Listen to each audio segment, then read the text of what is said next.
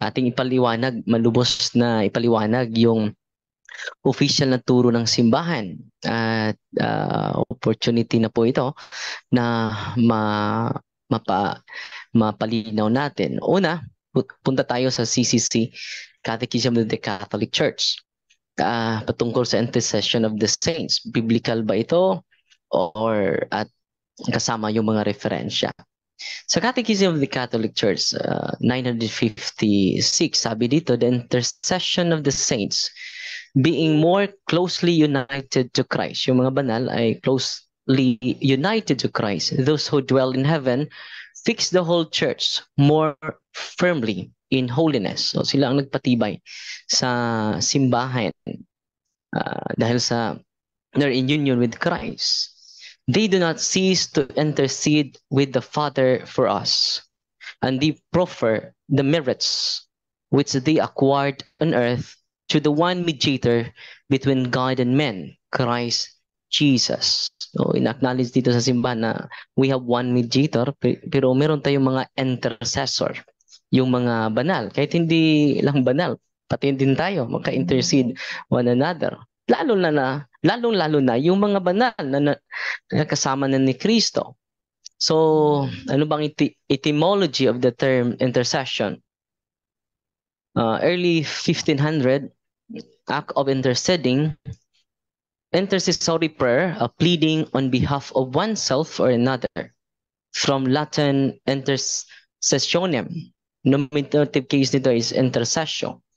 So, kung tayo nga ay makapanalangin sa mga mahal natin sa buhay na hindi pa tayo ganap, lalong-lalo na yung mga espiritu na naging ganap na.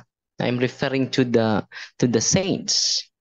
At sa biblical proof po natin, sa Hebrew chapter 12 verse 23, ito ang nakasulat. Ang dinaluhan ninyo ay masayang pagtitipon ng mga panganay na anak, na ang mga pangalan ay nakatala sa langit. Ang nilapitan ninyo ay ang Diyos na hukom ng lahat. So nilapitan nila ang Diyos. Pero meron pang kadugtong, hindi lang ang Diyos ang kanilang nilapitan. At ang mga espiritu na mga taong ginawang ganap. Ginawang ganap. So mga espiritu po, plural po ito. Hindi po ito singular. Kung tatanungin tayong mga Katoliko, sino bang mga espiritu na mga taong ganap ang nilapitan natin? Nagka-comply po tayo nito. Meron tayong Litany of Saints. Saint Francis, ang sagot natin, pray for us. Saint Paul, pray for us. So dito, ay malinaw na malinaw. Nilapitan ninyo ang Diyos na hukom ng lahat, hindi lang ang Diyos, at ang mga espiritu na mga taong ginawang ganap. Sa English, sa Hebrew chapter 12 verse 23, you have come to the assembly of God's firstborn children, whose names are written in heaven. You have come to God himself, who is the judge of all people. And you have come to the spirits of the redeemed in heaven. So, in heaven, who have now been made perfect. So, hindi na ito, mga kapatid, na mga kaluluwa na po ito sa mga taong ganap. No?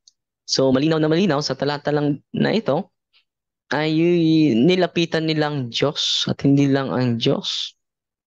Ang mga kapatid natin lumapit sa Diyos, pero dito, mga espiritu sa mga taong ginawang ganap, ay ang Iglesia Katolika ang nakatupad po nito.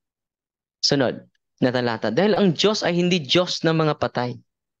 Kung sabihin ng ating kapatid, kunin niya yung Deuteronomy chapter 18 verse 10, it refers to mga espiritista. Atin mo nang babasahin, ipakita mo, Brother Jando, ang Deuteronomy chapter 18 verses 10 to 12.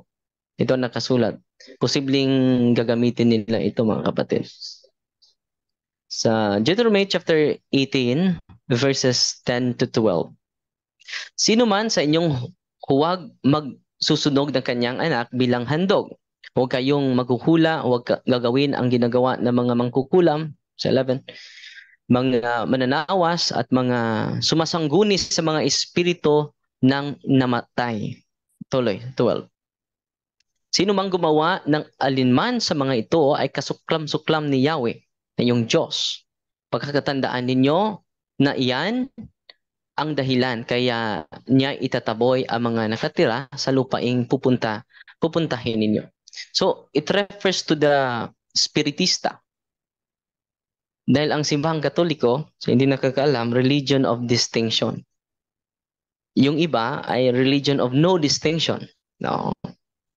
Karamihan nila ay ina-associate nila ito sa mga santo. No. Yung pong mga espiritu sa mga namatay na hindi banal, bawal po yun. Tinatawag po yun na necromancer, conjuring up the dead. Bawal po yun. Nandiyan yun sa Jeremiah chapter 19, Leviticus chapter 19 verse 31. Basahin natin. Pakita mo, Brother Jando. Leviticus chapter 19 verse 31. It refers to the spiritista. Ating basahin, mga kapatid, ha. Huwag kayong sasangguni sa mga kumukausap sa mga espiritu ng mga namatay. So kakausapin mo talaga yung espiritu. Pero sa atin, hindi natin kinakausap. No. Nag-ask tayo for intercession. Kayo'y ituturing na marumi kapag sumangguni kayo sa kanila. Pero yung mga taong ganap ay lalapitan talaga sa Hebrew chapter 12 verse 23. So magkaiba po ito. Pero magkatulad pero magkaiba. So dahil ang Diyos ay Diyos, hindi sa mga patay, kundi Diyos siya sa mga buhay. Mababasa yan sa Matthew chapter 22, 31, 32. Tungkol naman sa muling pagkabuhay ng mga patay, hindi ba niyo nabasa sa kasulatan ang sinabi sa inyo ng Diyos? Sabi niya, ako ang Diyos ni Abraham, Diyos ni Isaac, at Diyos ni Jacob. Ang Diyos ay hindi Diyos ng mga patay, kundi ng mga buhay. Tingnan natin kung there is a specific text of the Bible. It refers to the prayer of the saints. Revelation chapter 8 verse 4, ito nakasulat, and the smoke of the incense with the prayers of the saints went up before God out of the angel's hand. So, kitang-kita yung prayers of the saints. Basahin naman natin yung Revelation chapter 5 verse 8. And when he had taken the book, the 4 living creatures and the 4 and the 20 elders fell down before the Lamb, having each one a harp and golden bowls full of incense, which are the prayers of the saints. So, linaw na linaw dito, intercession of the saints. So 1 Timothy chapter 2 verses 1 to 2, sabi ni San Pablo, I exhort therefore that first of all supplications, prayers, intercessions, and giving of thanks be made for all men, that we may lead a quiet and peaceable life in all godliness and honesty. Sa Ephesians chapter 6 verse 18, praying always with all prayer and supplication in the Spirit, and watching thereunto with all perseverance and supplication for all saints. So, linaw na linaw. For all saints.